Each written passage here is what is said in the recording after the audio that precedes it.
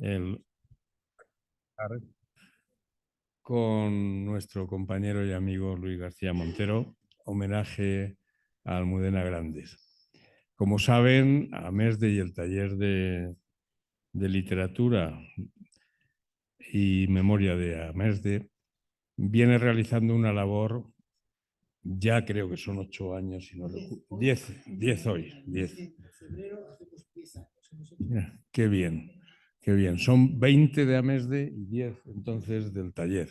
Está bien, ¿no? No está mal el asunto. Una buena conmemoración, Luis, que tenemos.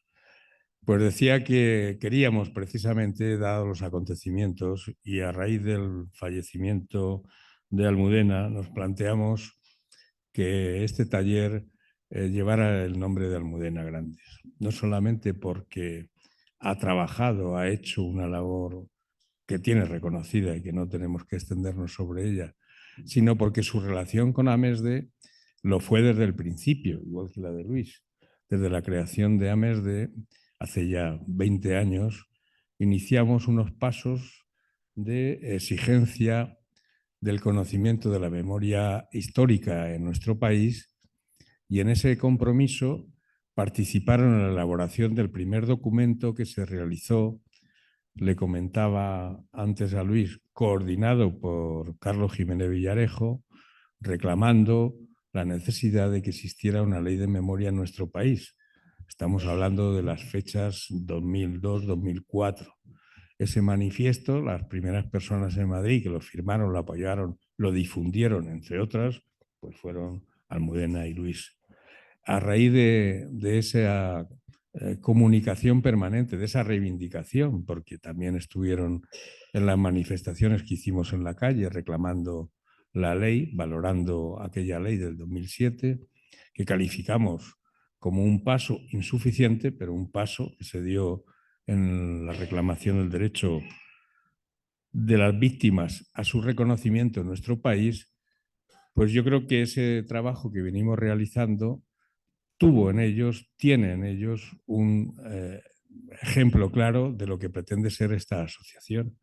Nosotros desde el principio dijimos que nuestro objetivo no era la exhumación, que era imprescindible y necesaria y primera tarea para el reconocimiento de las víctimas, sino que era la parte que no se había realizado en nuestro país de la educación y cultura del deber de memoria, que iba más allá de eso y que nosotros creíamos que en nuestro país no se estaba realizando.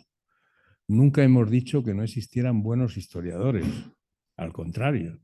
El primer paso que dimos con Miguel Núñez a la cabeza fue ir a la Complutense y reclamar al rector, en aquel momento Carlos Berzosa, la existencia, la conveniencia de una cátedra de memoria histórica. Y efectivamente fue bien acogido.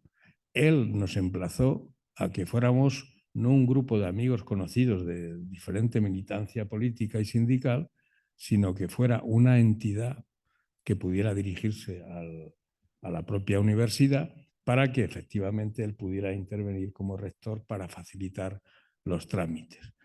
Estoy contándolo porque yo creo que estamos hablando de memoria e historia y de reconocimiento a las personas que lo han hecho.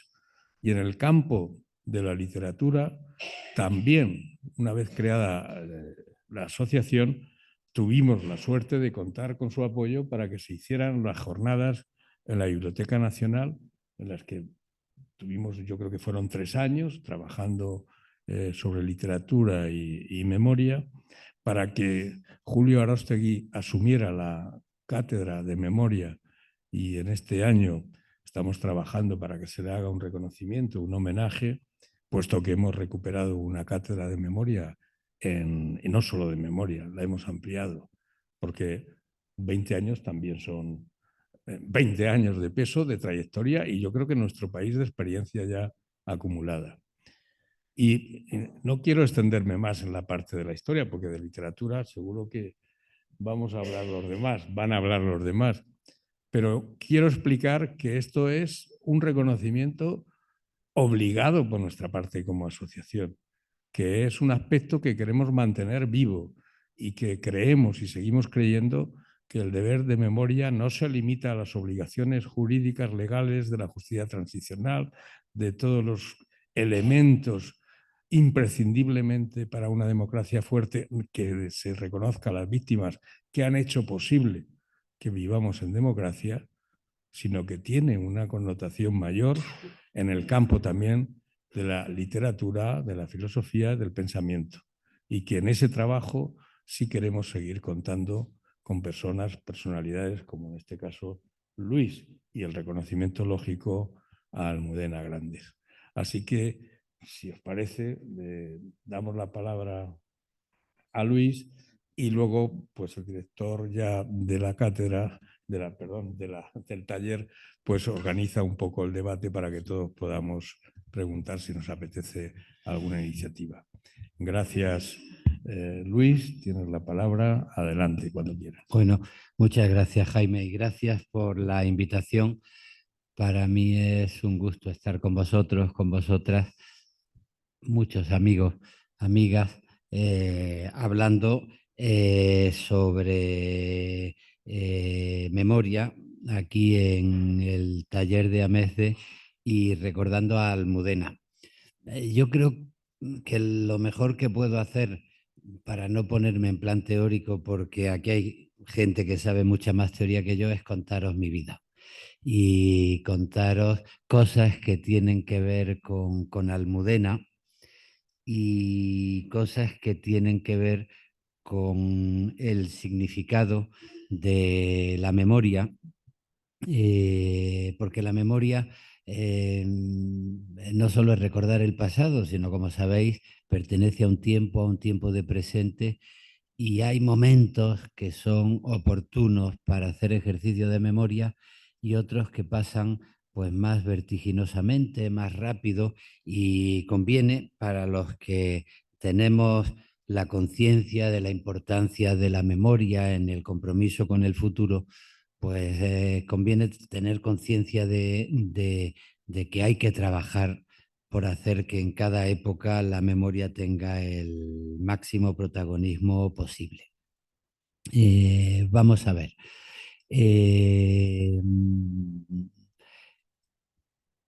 Yo nací en el año 1958 en Granada. Eh, Poco más de 20 años antes, allí habían asesinado a Federico García Lorca, que es la víctima más conocida de una ciudad que tuvo más de 5.000 ejecutados.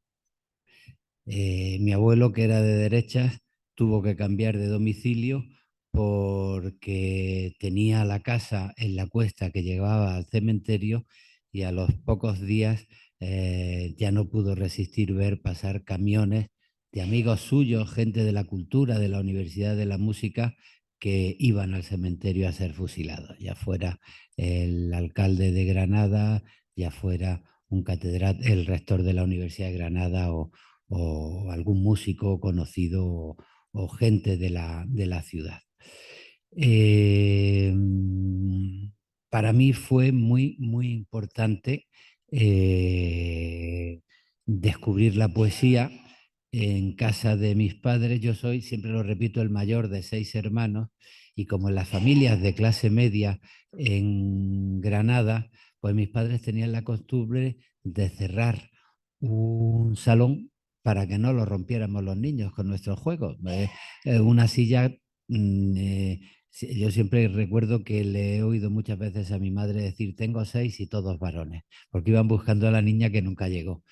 Y la niña, pues que no llegó, se convirtió en 6 bárbaros que lo rompíamos todo. Entonces, y cerraron un salón de las visitas para recibir a mis abuelos, a los amigos, y allí estaba la biblioteca, y allí, en ese lugar prohibido, pues descubrí a Federico García Lorca. Y para mí fue impresionante, y mi vocación con la poesía tiene que ver con mi compromiso en la vida, porque poco después, por un azar de mi adolescencia, cayó en mis manos un libro que acababa de publicar Gibson, por supuesto en ruedo ibérico, fuera de España, donde estaba prohibido, sobre la represión en Granada. Como digo, más de 5.000 ejecutados en una ciudad que no vivió la guerra, más que por la represión, porque cayó al día siguiente del golpe de Estado. No hubo enfrentamiento ninguno, solo la barbarie metódica de los golpistas. A partir de ahí, yo me di cuenta que muchos de los espacios en los que había vivido, en los que pasaba para ir al colegio, pasaba para ir a ver a mis abuelos, eran espacios que estaban llenos de secretos, porque se había impuesto el olvido. Yo pasaba todos los días a ir al colegio por la casa que había sido de don Fernando de los Ríos, pasaba para ir a ver a casa de mis abuelos por la casa en la que habían vivido los padres de Lorca y el propio Lorca cuando pasaron de Fuente Vaqueros a Granada. Pasaba por el domicilio que había sido de Salvador Vila, el rector de la Universidad de Granada, un catedrático de árabe que fue detenido en Salamanca y llevado a Granada para ser fusilado en Granada, que por cierto, esa agresión fue ya lo que le abrió los ojos completamente a don Miguel de Unamuno, porque era amigo de Salvador Vila, había sido su alumno, y después de la conmoción del asesinato de Lorca, pues ver cómo detenían y ejecutaban a Salvador Vila es lo que le hizo estallar frente a Millán Astray. Una de las emociones que yo más he tenido en el Instituto Cervantes fue poder unir a Federico García, a Miguel de Unamuno con José Rizal, el escritor filipino que fue detenido en 1896 y fue ejecutado. Buena parte de que esté desapareciendo el español en Filipinas tiene que ver por la costumbre de detener y de ejecutar, porque este señor, que era un escritor en español, que era un escritor en español, quería que eh, se considerara Filipinas no como una colonia, sino como una provincia más de España, integrándola en un sistema más democrático. Y en este sentido, pues se movilizó, fue detenido, fue ejecutado, y un militar de los que participó en la represión de José Rizal fue Millán Astray. Y cuando empezaron el 12 de octubre de 1936, en aquella famosísima sesión en la Universidad de Salamanca, que era rector un Miguel de Unamuno que se había sometido a los golpistas, empezaron a decir barbaridades, tomó la palabra Unamuno y, entre otras cosas, se encargó delante de Millán Astray de recordar a José Rizal, porque lo consideraba como uno de sus ejecutores. Y fue cuando Millán Astray lanzó aquella proclama de muera la inteligencia, a la que contestó, famosa respuesta, don Miguel, diciendo: ganaréis, pero no convenceréis, tenéis la fuerza bruta de las armas, os falta la fuerza de la razón. Bueno, pues ahí en la caja de las letras están las notas de Unamuno de ganaréis, pero no convenceréis, al lado de las primeras ediciones escritas en español de José Rizal, dos de las víctimas de Millán Astray. Bueno, voy a divagar mucho, pero a ver si me centro. Descubrí que yo vivía en un olvido impuesto muy interesadamente por la dictadura del franquismo. Por eso mi vocación literaria se convirtió también en una vocación de recuerdo. Mis primeros ensayos fueron sobre Federico García Lorca, y mi tesis doctoral fue fue dedicada a la poesía del exilio de Rafael Alberti. Rafael, sabéis que volvió a España en el año 1977 acompañado de María Teresa León, para participar en la puesta en marcha de la democracia, y en ese ambiente yo hice una tesis doctoral reivindicando la poética de Rafael Alberti. Aprovecho para decir que creo que el compromiso con la memoria ha dado muchos resultados, y que debemos valorar todo el trabajo que desde las universidades, desde los centros de estudio, historiadores, filólogos han hecho para reivindicar una memoria silenciada por el franquismo como algo imprescindible para la democracia española y para el orgullo de participar en un país que tiene una historia digna y no es solo la historia reflejada por el imperialismo y por los dictadores. Os cuento todo esto porque cuando yo empecé a vivir con Almudena y empezamos a vivir juntos, la llevé a Granada para que conociera a mi familia. Y cuando íbamos camino de la casa de mis padres, yo me desvié, la llevé al barranco que hay entre Biznar y Alfacar y le dije que quería presentarle a parte de mi familia. Y eh,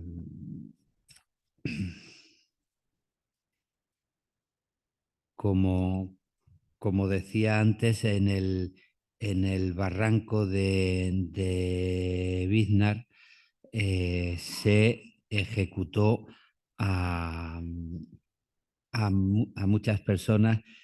Uno de los lugares de ejecución de Granada, el alcalde Fernández Montesinos, Salvador Vila, fue en las tapias del cementerio y las asociaciones de memoria en Granada han conseguido eh, eh, que forme parte del patrimonio de la ciudad aquella tapia del cementerio, pero la otra parte, campo de ejecución, fue el barranco de Biznar, donde yo subí a Almudena para presentarle a mi familia. Pues perdonadme que es que me cuesta trabajo encontrar el poema porque me da una página el índice y voy a la página y no está. Hago un 4:46. Eso.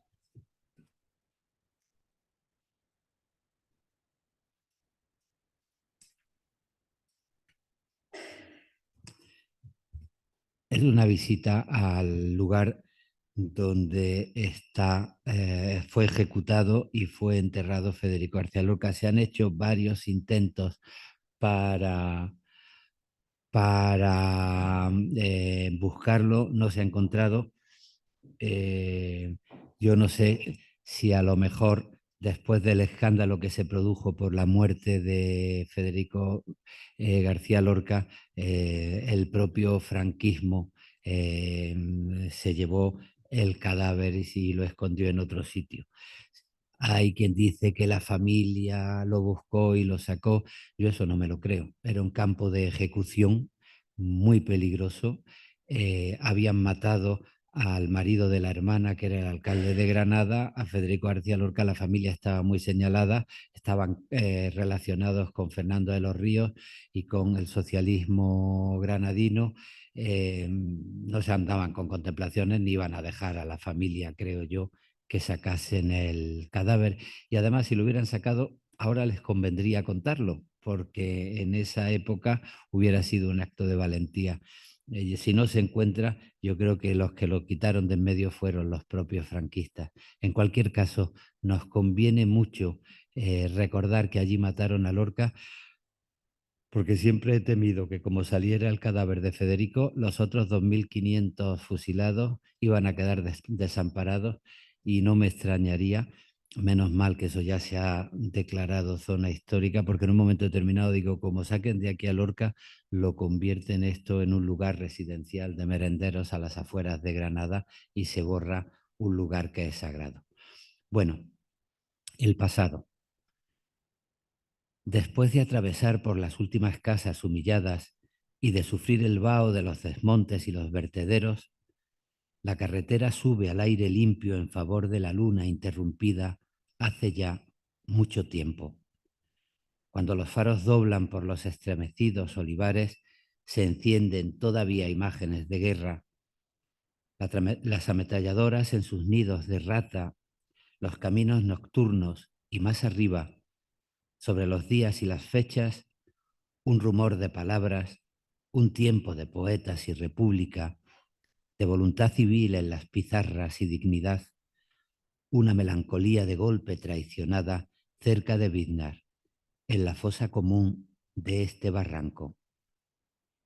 A los antepasados se regresa por los mares carnívoros de los limones secos, y la historia es en ellos un afluente de la geografía.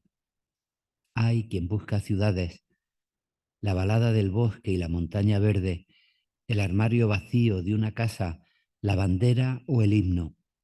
Yo regreso a esta luna suspendida sobre los olivares y tu coche. Aquí viven mis muertos. Estas son mis raíces. Y su calor se extiende como una rama al borde del camino, alambres oxidados por la lluvia que sirven todavía para tender mi ropa. Mira, déjame que te enseñe el eco de tu piel cuando te beso. La ciudad está en llamas, tiene el frío de los años cobardes. Una muchacha dobla la guerrera vencida de un soldado. No sabe si la esconde o si la guarda. Quizás encuentre un día en el cajón de los limones secos otra oportunidad. Esa, como digo, este poema lo publiqué en un libro de amor, Completamente Viernes, el libro de amor que yo escribí cuando empezamos a vivir a Almudena y yo juntos. eh, y como es lógico en la vida de una pareja, pues las complicidades son fundamentales.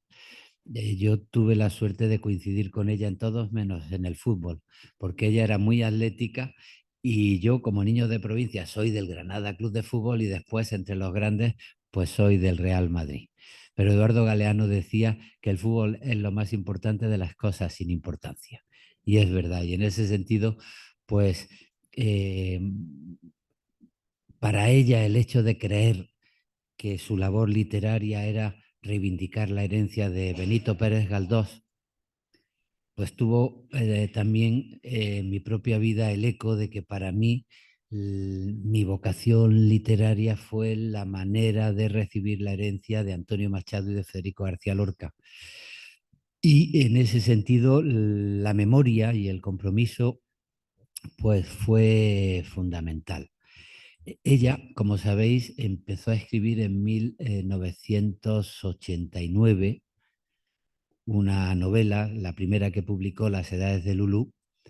Es una novela que tuvo mucho éxito, era una novela erótica, ganó el premio La Sonrisa Vertical, pero más allá de la atención al erotismo, aunque es una novela pues con escenas subidas de tono, planteó lo que para su generación significaba la libertad y la democracia, la transformación en los roles de lo que significaba ser hombre y ser mujer.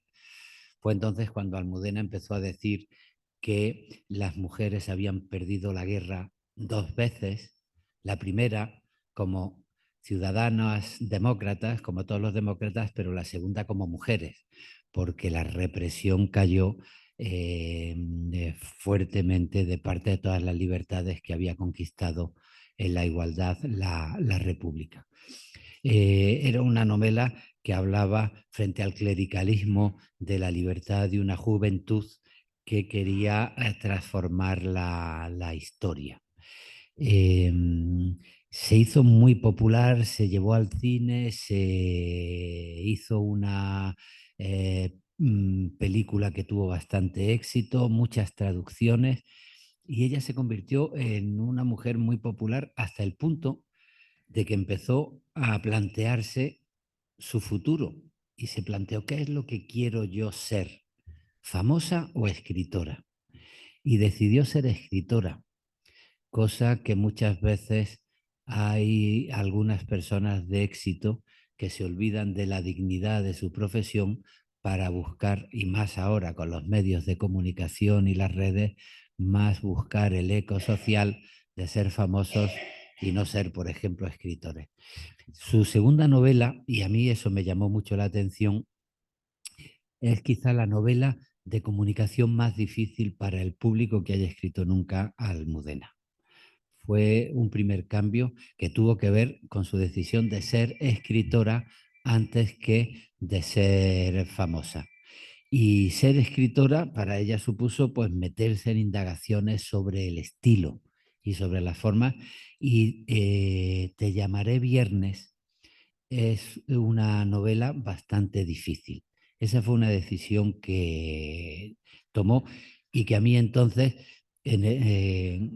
partícipe del mundo literario, me llamó mucho la atención. Yo tuve la suerte de que a ella le llamara mucho la atención la poesía, porque su padre era poeta, desde niña le gustaba mucho la poesía y tuve la suerte que le gustaba la poesía, pues que se fijó en mí cuando era, pues, porque era poeta. Y cuando empezamos a vernos en el año 92, empezamos a vivir juntos en el año 94, pero empezamos a tener relaciones desde el año 92. Yo empecé a escribir un libro que se llamaba Completamente Viernes, que se publicó como Completamente Viernes, donde está este poema que he leído para responderle al Te llamaré viernes. Bueno, otra decisión que tomó Almudena después de sus primeras novelas, eh, como Atlas de Geografía Humana, fue algo que tiene que ver, y lo ha contado ella en alguna ocasión, con la toma de conciencia de que es imprescindible saber de dónde venimos y conocer el pasado para hacernos dueños de nuestro propio futuro. Un día estaba hablando en la cocina de su casa con su madre y hablaban de la abuela. Y la abuela contaba como anécdota que en Madrid una noche había visto bailar a Josephine Baker, la bailarina francesa, y que casi se había desnudado. Bueno, y estaban hablando del desnudo en el escenario de Josephine Baker y de pronto Almudena le dijo, mamá, tú eso no lo viste. Y la mamá dijo, ¿cómo iba a verlo yo? Porque ese tipo de escena pudo verse en los años de la República con una mujer nacida a principios de siglo, pero con una mujer nacida durante la Guerra Civil y que había vivido en la posguerra más dura, ese tipo de escena no se veía. Y entonces Almudena empezó a pensar de qué forma la libertad y la emancipación por la mujer que estaba representando en su vida y que estaba como discurso generacional contando en sus novelas, tenía más que ver con la vida de las abuelas que con la vida de las madres. Y eso le llevaba, por una parte, a tratar dignamente a las madres por la España difícil que habían sufrido y comprender los problemas que habían tenido. Eso le sirvió personalmente para reconstruir la historia de su relación con su madre, comprendiendo en qué país se había formado, pero al mismo tiempo intentar dialogar con la herencia de las abuelas y las bisabuelas en una España de memoria. Y a partir de ahí, desde el corazón helado, empezó a establecer el debate de la realidad española con la memoria de personajes que habían vivido la guerra civil, la república y la dictadura. Y eso es lo que le llevó a conectar con los episodios nacionales, siguiendo la herencia de memoria de Galdós y de Maxau, y hacer esa serie del laberinto de historia, ¿cómo es? La historia de una guerra interminable, que es un poco el homenaje a los episodios nacionales de Galdós y al laberinto mágico de Maxau, ¿no? Bueno, a partir de ahí, pues yo creo que los viajes de ida y vuelta son fundamentales. Recordaba Jaime el apoyo que siempre, desde el primer momento, Almudena dio a todo el proceso de memoria histórica, de memoria democrática, las leyes, las manifestaciones, los trabajos de organizaciones como AMESDE, pero trabajos de organizaciones como AMESDE y procesos políticos de memoria histórica pues sirven para que personas como Almudena decidan también los matices por los que interesa desarrollar un trabajo literario, dándole un protagonismo principal a la memoria histórica y haciendo que la memoria de una mujer nacida en los años 60 pues intente conectar con lo que fue la República y con lo que sufrieron sus madres después de la guerra civil, uniendo emancipación con memoria. Voy a leer dos poemas más y paso ya, si queréis, podemos establecer un coloquio. El primer poema que voy a leer se titula Coyur y cuenta un viaje que hicimos Almudena y yo a Coyur con un poeta, Ángel González, que fue un amigo muy importante para nosotros. Ángel González fue un niño de la guerra. Su padre, catedrático de pedagogía y de la Escuela de Magisterio, fue concejal republicano. Lo que pasa es que murió antes de la guerra civil, pero la familia estaba muy marcada y durante la guerra su hermano mayor, que era del Partido Comunista, fue fusilado. Su hermano segundo, que era del Partido Socialista, tuvo que salir al exilio. Y la madre, que era inspectora de escolar, y la hermana, que era profesora, pues fueron depuradas por el franquismo. Ángel siempre decía, y es una frase que recuerdo yo con frecuencia, porque pasó toda la guerra y una posguerra muy dura, un hermano muerto, el otro en el exilio, las madres sin trabajo. Para sobrevivir tuvieron que convertir su casa familiar en pensión y en los años 40 los que viajaban y iban a las pensiones pues eran sobre todo oficiales del ejército que llevaban un destino, o que los destinaban en Oviedo, que hacían maniobras en Asturias, con lo cual la madre, la hermana y Ángel tuvieron que sobrevivir pues limpiando sábanas y ofreciendo de comer a los uniformes que habían destrozado la paz republicana y la felicidad de la familia. Y Ángel siempre decía, lo escribió en el prólogo a un libro estupendo de Paco Ignacio Taibo, Para parar las aguas del olvido, que coge el verso de Garcilaso para hacer la memoria de lo que sufrieron como niños en el Oviedo de la guerra. Ángel en el prólogo dice que desde entonces tuve que aprender a perder para no darme por vencido. La idea de la resistencia y de la defensa de unos valores pues te ayudan a asumir las derrotas que tengas que asumir para seguir manteniendo tus ideales, aunque el mundo se te ponga en contra, ¿no? Aprendí a perder para no darme por vencido. Bueno, pues en un homenaje a Coyur, un homenaje en Coyur a Antonio Machado, un grupo de amigos, entre los que estábamos Almudena y yo, acompañamos a Ángel a la tumba de Machado.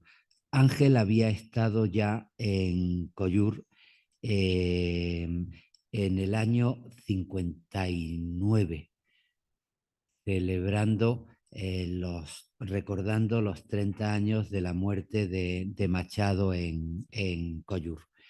Y hay una famosísima fotografía donde están algunos de los mejores poetas de la posguerra española en la tumba de don Antonio Machado. Está Blas de Otero, está Jaime Gil de Viedma, está José Ángel Valente, está Ángel González. Reivindicaron la memoria cívica de Machado como la mejor bandera del compromiso político de los que querían luchar en la clandestinidad contra la dictadura. Yo me emocioné por lo siguiente, porque yo había leído un libro muy conmovedor de Corpus Barga, recordando la salida al exilio de Antonio Machado. La dictadura y los poderes intentan manipular mucho la historia para imponer un relato. La memoria histórica tiene que ver, entre otras cosas, con cuestionar y encontrar la realidad bajo los relatos de los poderosos que manipulan nuestra memoria. Acusaron al gobierno republicano de haber abandonado a Antonio Machado después de haberlo utilizado. En una famosa antología de poesía de Machado que hizo Dionisio Ridruejo, un poeta de mucho interés que la evolución de la historia convirtió de ser jefe de la falange y fascista en los primeros momentos de la guerra en ser un antifranquista y un cómplice de los movimientos democráticos bastante interesantes. Lo que es la historia, ¿no? Dionisio era fascista, pero fascista. Cuando se da el golpe de Estado, desde la Falange quería vivir el fascismo y quería apoyar a Mussolini y a Hitler. Y de pronto ve que Franco de fascista tiene poco, tiene mucho de dictador que va en favor de sus propios intereses, pero que es capaz de traicionar a Hitler y a Mussolini. Y para que lo mantengan en el poder, pacta con los ingleses para que después de la Segunda Guerra Mundial permitan que Franco continúe aquí sin meterlo dentro de la derrota de Hitler y Mussolini por el ejército aliado.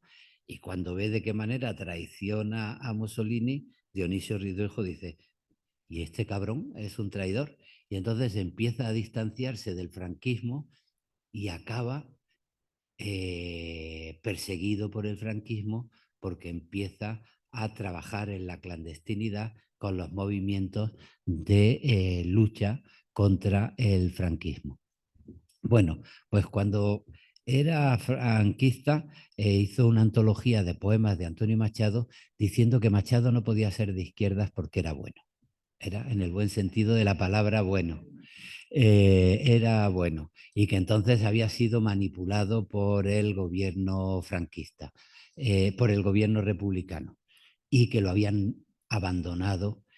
Y Corpus Barga escribió un ensayo maravilloso en el que contó que el gobierno republicano le dio documentos para que se amparase a Antonio Machado en su salida al exilio y que él, por orden del gobierno republicano, lo acompañó hasta la frontera y que en la frontera quisieron llevar a Antonio Machado, como a tantos republicanos españoles, al campo de concentración de Argelès, pero que Corpus Barga, con esos documentos, explicó que tenía ya casa reservada por el gobierno republicano en Collur, en la pensión de Madame Quintana, que Machado era algo así como el Paul Valéry español y que por favor lo dejaran pasar. Lo dejaron pasar, cogieron un tren en la frontera, fueron hasta Collur y allí vivió los últimos días de su vida acompañado por su madre, que murió también un poquito antes, un poquito después en Collur. Yo me emocioné porque como la memoria traza al azar muchas complicidades, me emocioné porque Corpus Vargas cuenta que en un momento determinado, cuando salió del coche, del tren, Antonio Machado andaba muy torpemente, pero que pudo andar apoyado en su bastón. Eh, Cuando nos bajamos en Collur camino del cementerio, un ángel muy mayor andaba muy torpemente y tuvo que apoyarse en uno de nosotros para llegar a la tumba de Antonio Machado. Imaginé el paseo de Ángel, un estudioso estupendo de Antonio Machado y un poeta estupendo, relacionándolo con el paseo por Coyur de Antonio Machado. Y me acordé de otra cosa también maravillosa. Ana Ruiz, la madre, estaba muy mal y ella ya no podía andar. Y entonces la llevó a casa de Madame Quintana, Corpus Varga en brazos. La enfermedad, la guerra, la desorientación del exilio hicieron que doña Ana no supiese a dónde iba y se acercó al oído de Corpus Vargas y le dijo: ¿pero cuándo llegamos a Sevilla? Porque pensaba que la estaban llevando a Sevilla. El último verso que escribió don Antonio Machado y que se descubrió en el bolsillo de su gabán es: estos días azules y este sol de la infancia. También cuando llegamos a Sevilla, la salida del exilio, de la violencia, y en un territorio que todavía era pacífico y junto al mar, se unieron en el delirio de la madre y en la poesía de don Antonio. Con todo eso escribí yo este poema que se titula Coyur. Un rincón en el mundo detrás de una frontera, o detrás de los años y los amaneceres con la esquina doblada como la página de un libro, o detrás de las curvas de una guerra. Se conmueve el camino a la orilla del mar. Parece un látigo en el aire de febrero lluvioso. Cuando baja del coche, Ángel González duda. Pone sus pies heridos en la historia y sube muy despacio entre muros franceses y casas repintadas con el azul de los veranos, hasta llegar al cementerio. Lo que nos trae aquí no es el sol de la infancia. Los lugares sagrados nos permiten vivir una historia de todos en primera persona. Las flores de la tumba de Machado imitan el color de una bandera sagrada por mandato de mi melancolía.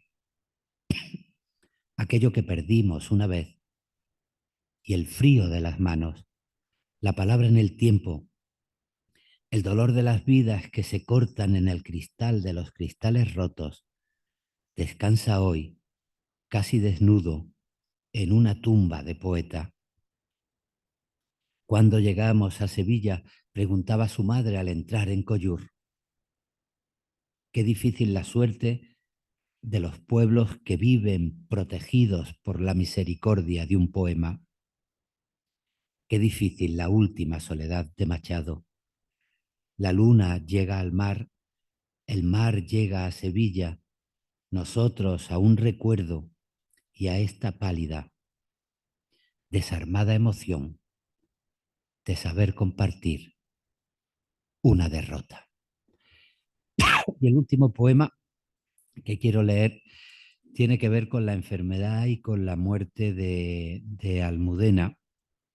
El libro último que yo he publicado se llama Un año y 3 meses porque cuenta todo el proceso de enfermedad y de muerte de Almudena, y es un poema que se titula La resistencia y que escribí con un poquito de mala conciencia, porque en todo el proceso de enfermedad, claro, uno aprende cosas, está en contacto con la gente y hay una idea que yo respeto, que es un error psicológico unir la lucha contra la enfermedad, contra el cáncer, como si fuese una batalla, una guerra, porque psicológicamente el peligro es que te sientes tú responsable si pierdes, que es que no has sabido pelear como tenías que pelear.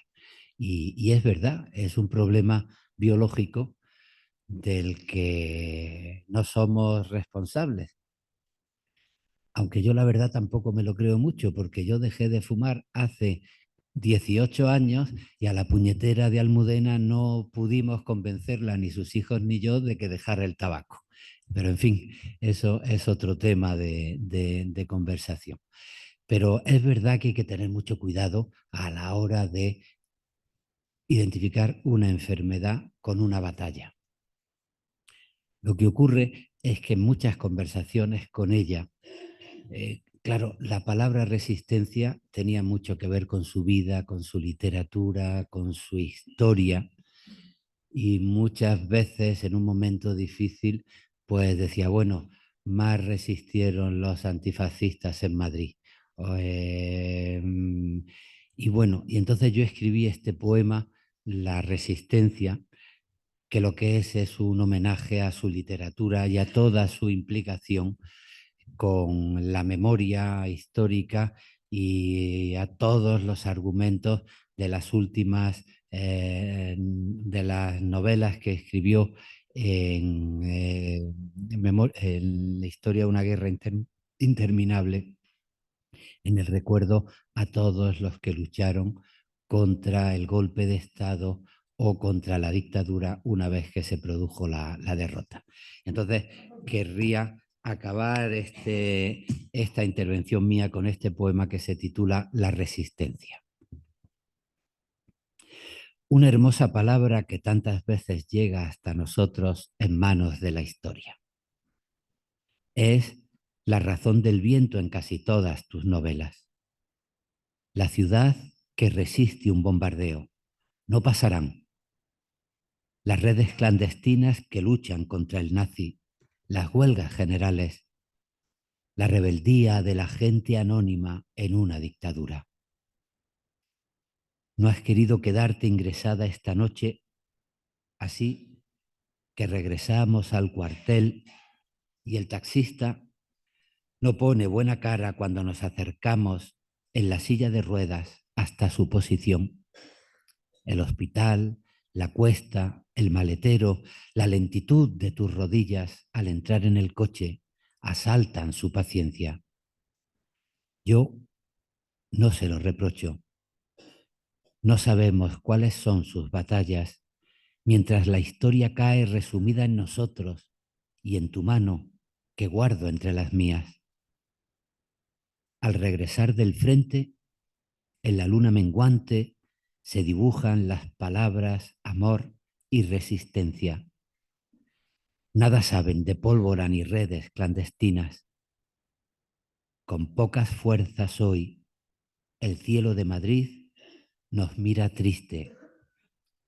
Una vez más, nos faltan aliados en las trincheras últimas de nuestros corazones. Bueno, eso es el poema.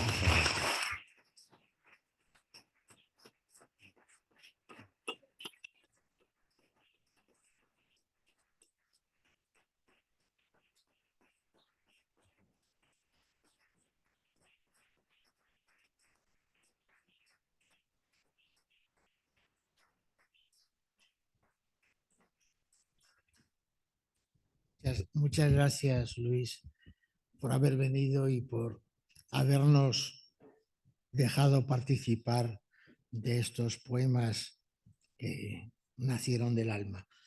Mira, hace 10 años, en el mes de febrero del 13, del 14 empezamos este taller. Y lo empezamos, me la recuerdo ahora, con la trilogía de Juan Eduardo Zúñiga, la trilogía sobre Madrid. Y fijaos cómo en 10 años vamos a unir posiblemente los dos escritores que mejor han descrito el Madrid de la guerra y de la posguerra. Bueno, Barea y Masao, no, pero no hay que exagerar. Pero yo creo que si hay un ramillete de 5 escritores, de 6 escritores que han hecho de Madrid el tema de su literatura y el Madrid de la guerra y el Madrid de la posguerra, pues se unen Juan Eduardo Zúñiga y Almudena Grandes. Y bueno, pues bueno, para todos los de AMESDE y bueno, para mí especialmente como coordinador del taller, bueno, pues es primero una alegría tenerte a ti, pero también un agradecimiento porque hayas querido que el taller, que llevamos 10 años y esperemos seguir por lo menos otros 10, pues que lleve el nombre de Almudena. Almudena que estuvo aquí en esta mesa por lo menos 2 veces.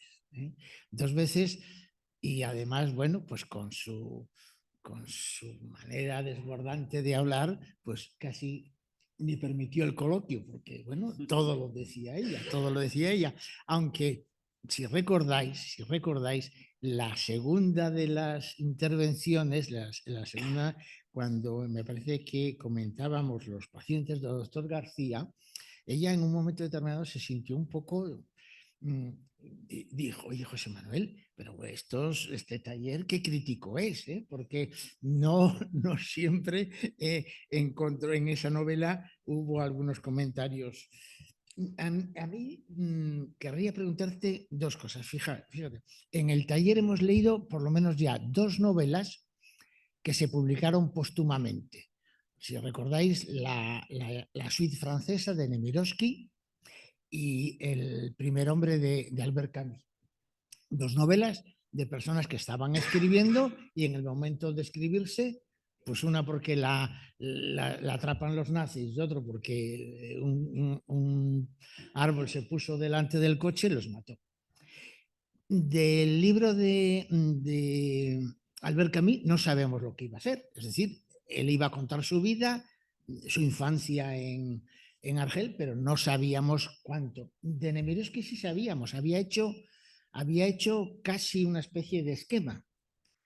Y claro, yo preparando esto y me doy cuenta que en el año 2010 Almudena había escrito en la primera página de Inés y la Alegría los títulos de toda la serie, de las 6. Y además les había puesto el título, incluso del último decía, que trataba de los topos de larga duración, la emigración económica interior y los 25 años de paz.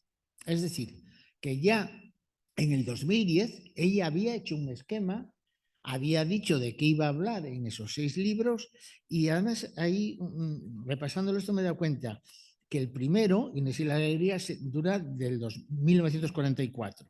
El segundo es 1947-49. Luego 40-50. Luego 45-55. Luego 54-56. Y este nuevo, fijaos, iba a ser del 39 al 64. Es decir, que iba a empezar antes que ninguno, iba a terminar después que ninguno. Tú eres poeta, pero también eres novelista. Has escrito alguna novela. ¿Cómo está ese manuscrito?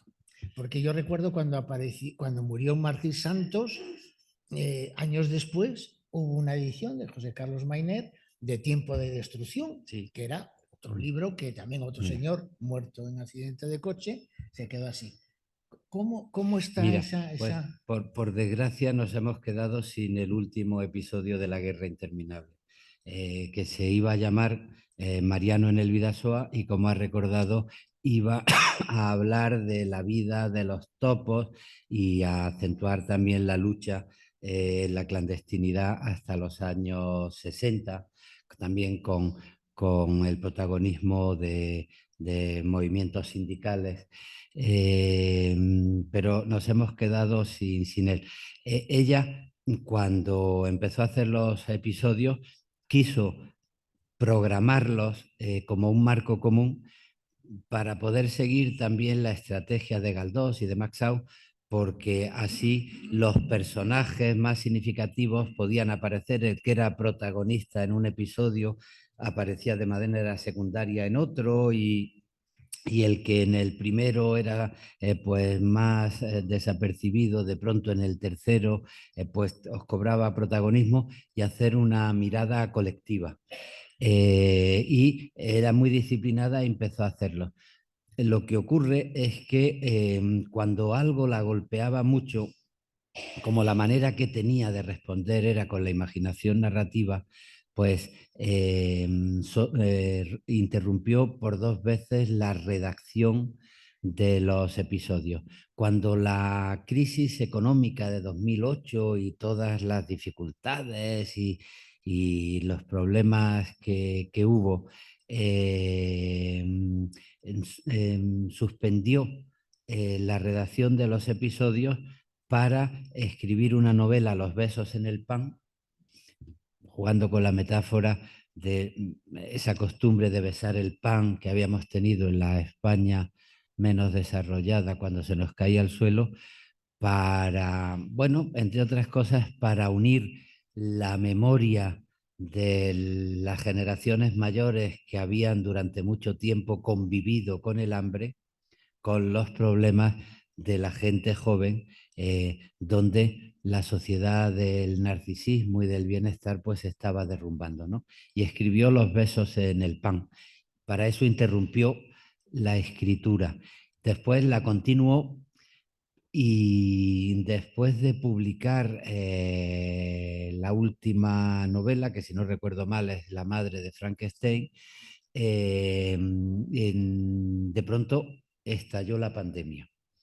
Y fue tan impresionante la pandemia, el confinamiento, los debates sobre si ciencia sí, ciencia no, los negacionistas, la manipulación de la idea de la libertad, que algunos personajes en Madrid, como la señora Ayuso, estaba haciendo como si la libertad fuese la libertad del más fuerte y salir a tomar cervezas por la noche y no pues respetar las normas de seguridad. Pues entonces le hizo interrumpir la novela, interrumpir la serie de los episodios, y en vez de empezar la última que tenía prevista, Mariano en el Vidasoa, empezó una novela un poco jugando con la ciencia ficción para contar en qué podía derivar la distinta lectura ideológica según los distintos países y las distintas ideas políticas de el confinamiento y la pandemia. Y la verdad es que no llegó a tomar ninguna nota en ese sentido. Tenía notas de la historia general, pero no empezó a redactar nada de Mariano en el Vidasoa. Y se puso a escribir una novela que quiso titular Todo va a mejorar, en el que cuenta, bueno, pues la historia del confinamiento y de posibles derivas políticas. La empezó a escribir, tuvo la noticia de que estaba enferma un 20 de septiembre de 2021. Yo quiero recordar que las primeras notas redactaba mucho para situar personajes, destinos, argumentos, posibilidades de cambio. Las primeras notas son del mes de abril. Hay un parón cuando le detectan el cáncer y después retoma el trabajo diciendo: la semana pasada me dieron la primera sesión de quimio, voy a empezar a recuperar, y siguió escribiendo la novela de la pandemia durante toda la enfermedad.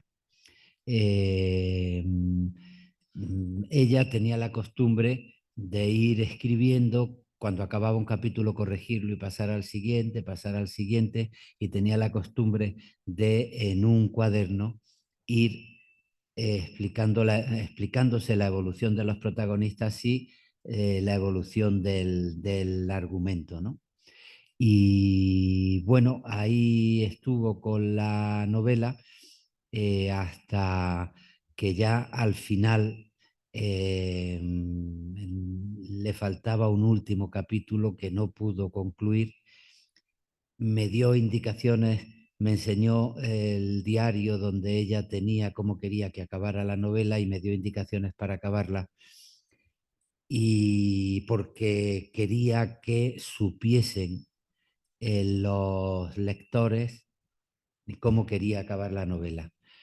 Porque una novela póstuma puede ser una novela inacabada, pero ella quería que los lectores supieran que su idea es que todo acabara bien, precisamente por esa no renuncia a la esperanza, ¿no? Se puede ser optimista o pesimista, y muchas veces no hay motivos para ser optimista, pero quien no quiere renunciar a sus convicciones, lo que nunca puede es renunciar a la esperanza. Es una idea de María Zambrano maravillosa, que yo creo que define bien también la postura de Almudena. Me pidió que la acabara y yo lo que hice fue escribir un epílogo contando cómo me había pedido Almudena que escribiese con sus ideas el final de la novela. Y hay cosas que a mí me llaman mucho la atención, ¿no? Toda la evolución de cierto liberalismo que cree que la libertad es la ley del más fuerte, está tratado ahí y hay cosas. Como director de Cervantes tengo, por ejemplo, problemas de qué manera el confinamiento en China, sobre todo en Shanghái, se convierte en un argumento dictatorial y, por ejemplo, llegan al extremo de encerrar a la gente en las casas y matarle a las mascotas por si las mascotas contagian la enfermedad, que es un argumento para meter miedo en las casas. Eh, bueno, aparte de eso, si un hijo tuyo se contagia, te lo llevan a un campo de concentración sin decirte hasta dónde te lo llevan. Pero en fin, bueno, en la novela de Almudena la estrategia de las mascotas pues está ahí y ella no conocía lo que iba a ocurrir después en Shanghái, por ejemplo, o hay cuando son los propios vecinos los que se convierten en militantes clandestinos para defender la dignidad democrática frente a los confinamientos y frente a la manipulación. Hay todo un movimiento donde dice la política está desprestigiada, todos son iguales, se promueven movimientos populistas frente a la organización política. Bueno, pero eso más o menos nos suena desde hace tiempo en el mundo. Pero a mí me emociona, por ejemplo, que sean los propios vecinos los que se organicen y frente a la sustitución de la realidad de los hechos por unas realidades virtuales muy controladas por las mentiras en las redes sociales, por las manipulaciones en los medios de comunicación, pues la militancia favorece el que haya unos hackers que de pronto en las consignas oficiales del gobierno pues introduzcan mensajes diciendo la verdad de lo que está ocurriendo y dinamitan el discurso rosa del gobierno que en el poder está ejerciendo la dictadura. A mí en ese sentido me emocionó mucho que en Irán, cuando empezó la gran represión última contra las mujeres y cuando empezaron porque habían matado a esta chica, pues de pronto que unos hackers en medio de las consignas oficiales apareciesen cuando un periodista estaba contando el discurso del gobierno iraní, pues apareciesen diciendo todo esto es mentira. A esta señora le han fusilado, la han ejecutado por tortura y está pasando esto, y esto más que la defensa de nada es un derramamiento de sangre. De pronto, cómo la realidad ha ido pues imitando cosas que Almudena había imaginado en su cabeza antes que ocurrieran, ¿no? Y eso está en la novela Todo va a mejorar, pero interrumpió los episodios de una guerra interminable para escribir esta novela sobre la pandemia y no dejó nada escrito que pueda servir como para que yo gane algún dinero diciendo esto es lo que dejó Almudena, escritora de éxito, porque sería una estafa. Sería la novela que se ha publicado póstuma, la había dejado hecha ella prácticamente, pero esta nueva sería una estafa si la publicáramos. Oye, pero... Cosa que me conviene muy poco porque Almudena vende mucho. Oye, y tu prosa, por lo que yo conozco, no es tan torrencial como la de Almudena. Almudena se desborda. Eso poco que te tocó, aunque estaban, digamos, el esquema hecho, ¿cambiaste el estilo? ¿Qué hiciste? ¿Te pusiste en ella? Yo en el epílogo que escribo, que está al final de la novela, explico dos decisiones.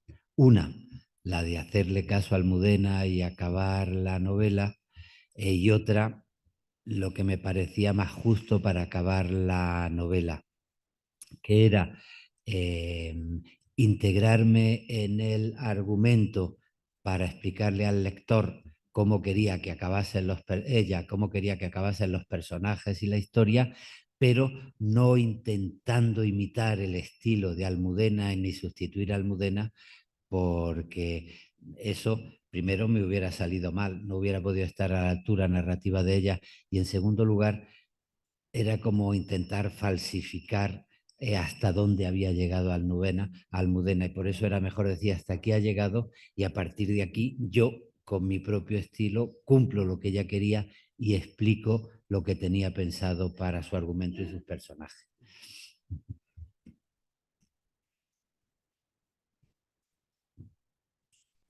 Sí, con mucho gusto. ¿Alguna? Sí.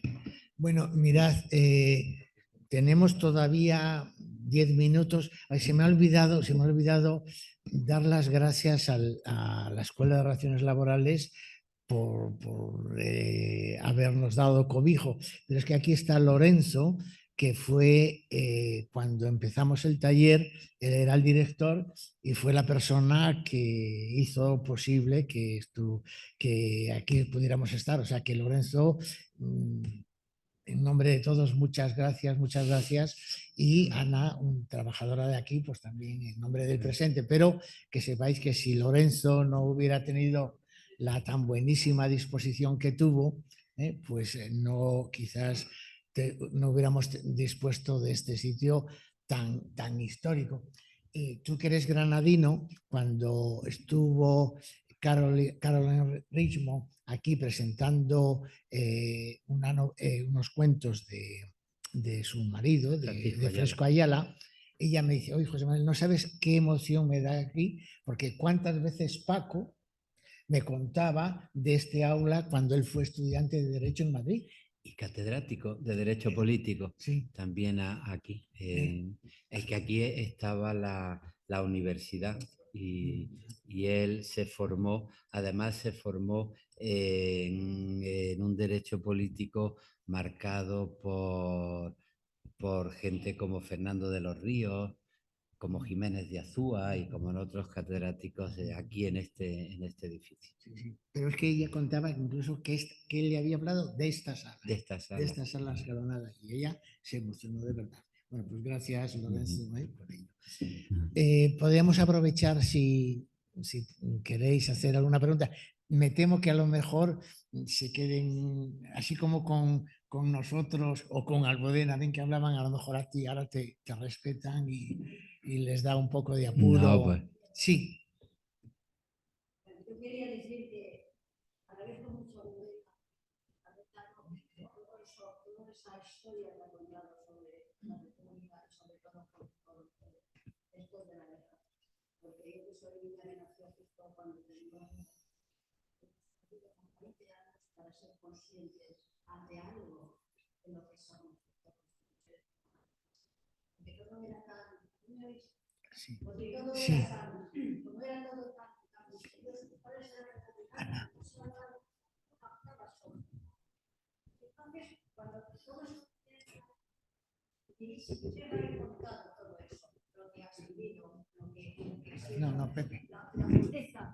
la pobreza de nuestra infancia, no mía, porque fue muy alegre y muy bonita, pero la ignorancia que hemos tenido durante bastantes años hasta que hemos podido desarrollar algo de inteligencia para conocer lo que era cuando era nuestro entorno y lo que nos daba esto. Lo que hemos perdido como mujeres, hemos perdido años como mujeres y nos ha costado mucho volver a recuperar algo.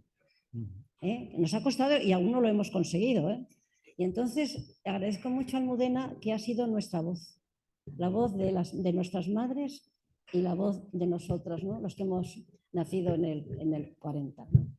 Y bueno, te agradezco a ti también.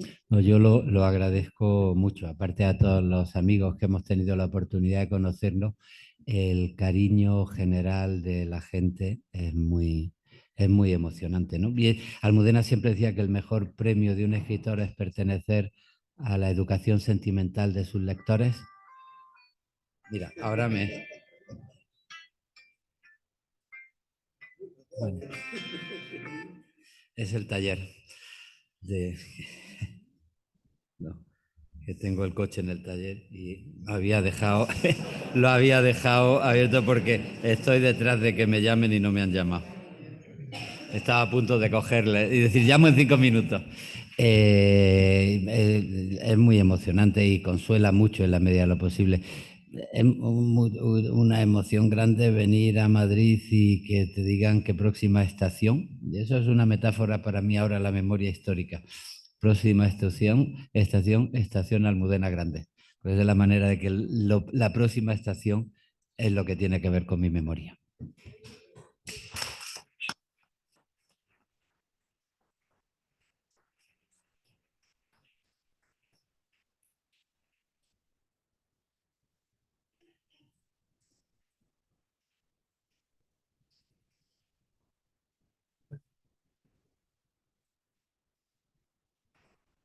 ¿Hay alguien que...?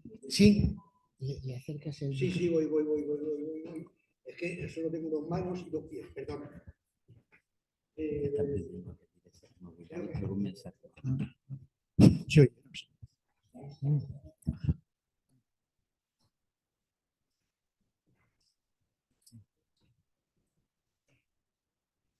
Yo volví en el año 89, después de 30 años de exilio, y me encontré con una España que me decepcionó un poco. Y ha habido 2 personajes, una escritora y un músico, que me ayudaron mucho a sobreponerme a esto. La escritora es Almudena Grandes. Yo creo que una de las cosas que he leído más bonitas sobre la guerra civil la cuenta ella en Malena tiene nombre de tango, hablando de su abuela.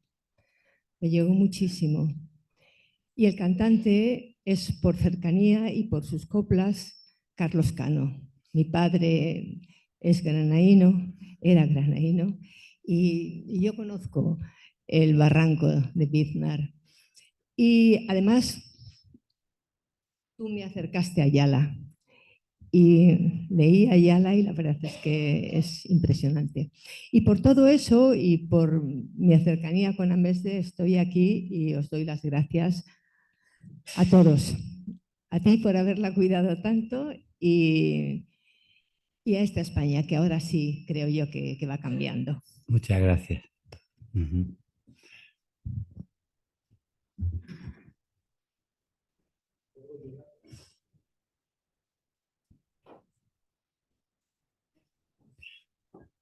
Carlos fue también muy buen amigo. Los granadinos somos buena gente, tenemos un defecto que somos un poco malafollas. No sé si eso tu padre te lo contaba lo que era la malafolla. Que yo me estoy acordando, mira, yo tuve la suerte de llevar el centenario de Francisco Ayala, él estaba vivo. Era ministra de Cultura Carmen Calvo. Y bueno, hicimos muchos actos de reivindicación de lo que había supuesto la literatura del exilio y todo muy bien. Pero recuerdo con María Teresa de la Vega y Carmen Calvo en el acto de presentación, se dijo todo lo que iban a hacer, todo lo que iban a hacer, todo lo que iban a hacer.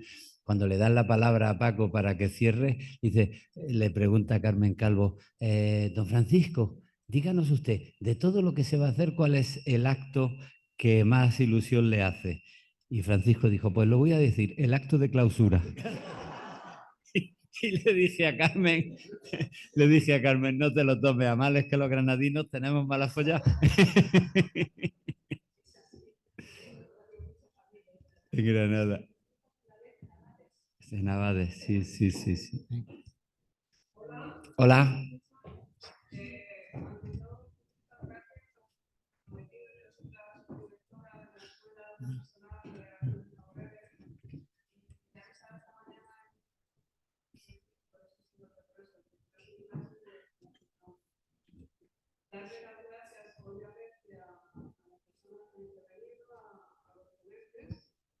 ¿Ahora se me escucha mejor? Sí. Vale.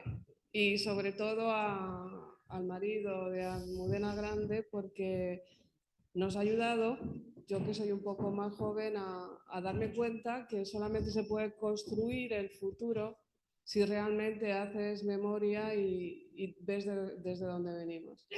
Entonces, muchísimas gracias a los organizadores, a todas las personas que han participado y a los asistentes, porque es una riqueza a nivel personal poder escucharles y nada, pues muchas gracias desde el equipo de dirección de la escuela. Y lamento el retraso, pero ha sido porque estaba entre clase y clase. Gracias. Gracias. Gracias.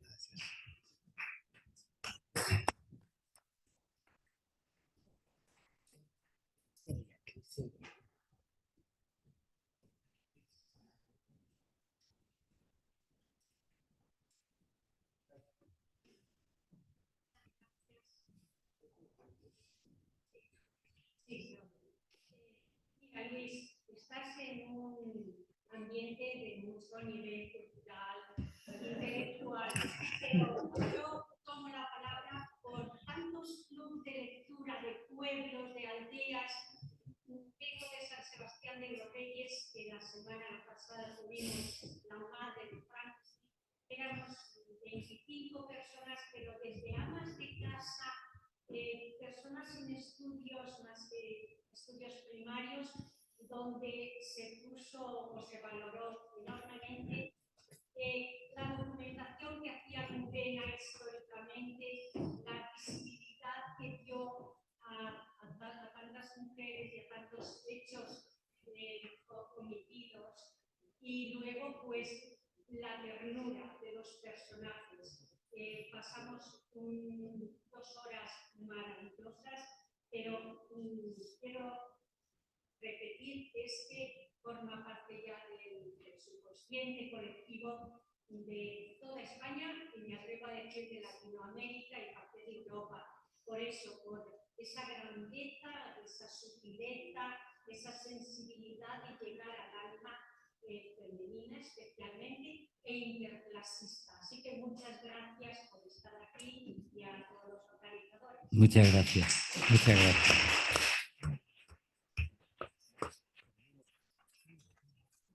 Bueno, vamos a levantar la sesión, pero hay que recordar una cosa, no es un acto ocasional.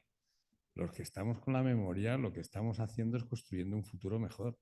Cuando nos digan que miramos al pasado, hay que insistir en que no, lo que estamos es aprendiendo del pasado porque preferimos que el futuro sea mejor. Es la memoria el basamento del futuro. No estamos mirando atrás, estamos construyendo un futuro mejor para las nuevas generaciones, y por eso trasladamos el conocimiento en los ámbitos de la cultura democrática que nos corresponde. Y ese es nuestro compromiso como organización. Así que muchísimas gracias, por supuesto, a Luis, al taller y a todos los que queráis.